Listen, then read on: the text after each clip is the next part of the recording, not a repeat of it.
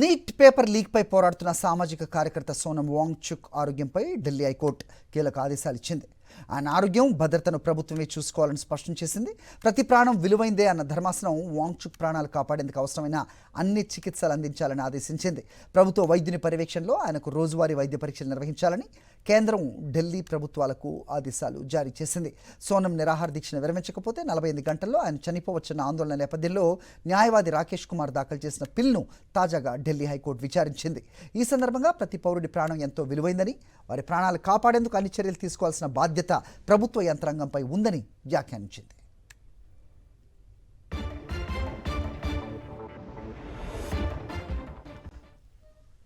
NEET UG paper leak, పోటీ పరీక్షల నిర్వహణలో లోపాలను నిరసిస్తూ జంతర్ మంతర్ వద్ద గడిచిన 19 రోజులుగా నిరవధిక నిరాహార దీక్ష చేస్తున్నారు సోనం వాంగ్చుక్.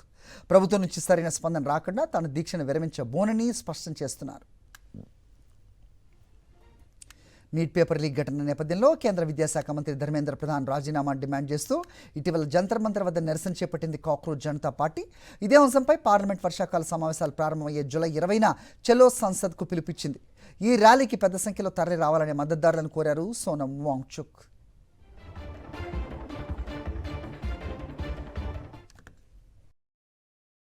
మరిన్ని అప్డేట్స్ కోసం ఛానల్ను సబ్స్క్రైబ్ చేయండి. నోటిఫికేషన్స్ కోసం బెల్ ఐకాన్ పై క్లిక్ చేయండి.